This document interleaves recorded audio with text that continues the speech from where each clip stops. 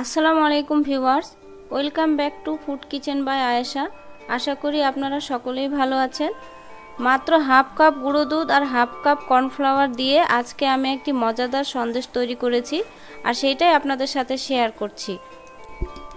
আশা করি আপনাদের অনেক অনেক ভালো লাগবে, আর ভালো লাগলে আমার চ্যানেলটি সাবস্ক্রাইব করুন আর পেজ হলে ফলো দিন।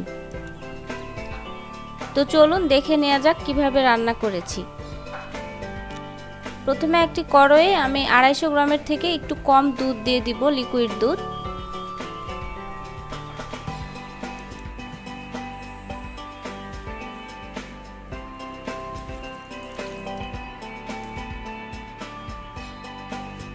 এখন এখানে আমি 1 কাপ চিনি দিয়ে দিচ্ছি। আপনারা যদি ইচ্ছা করেন এখানে 1 চামচ এলাচের গুঁড়া দিয়ে দিতে পারেন, কিন্তু আমি এলাচের গুঁড়ার বদলে এখানে ভ্যানিলা এসেন্স দিচ্ছি।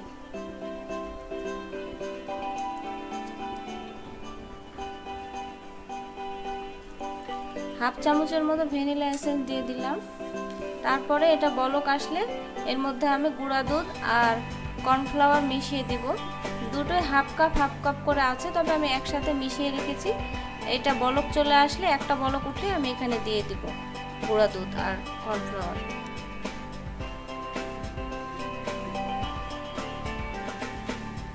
গুঁড়া দুধ আর কর্নফ্লাওয়ার দিয়ে দিলাম বলক আসার পরে। এখন এইটাকে আমি অনবরতই নাড়তে থাকবো, আর অনবরতই নাড়তেই থাকতে হবে, নাড়ানো বন্ধ করা যাবে না। নাড়া বন্ধ করলে তলে লেগে যেতে পারে। কর্নফ্লাওয়ার যদি না দিতে চান তাহলে ময়দা অ্যাড করে নিলেই হবে।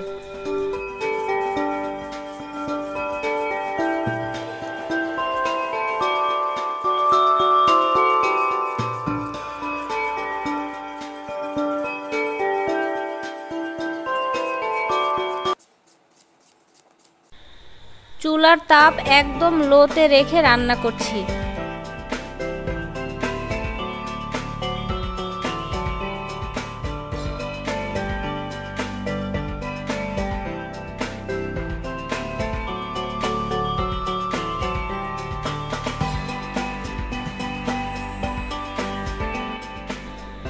এই পর্যায়ে চা চামচের 2 চামচ এখানে ঘি দিয়ে দিচ্ছি।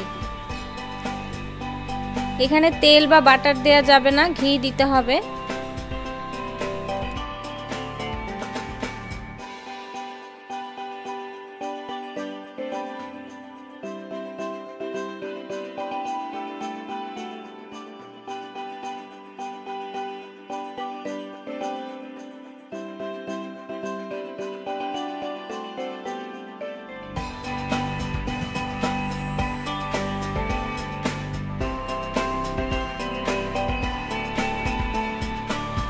চুলা থেকে নামানোর ঠিক আগ মুহূর্তে আমি আরও 1 চামচ ঘি অ্যাড করে নিলাম। তারপরে যেই প্লেটে সার্ভ করব সেই প্লেটের উপরে আমি ঘি দিয়ে দিচ্ছি।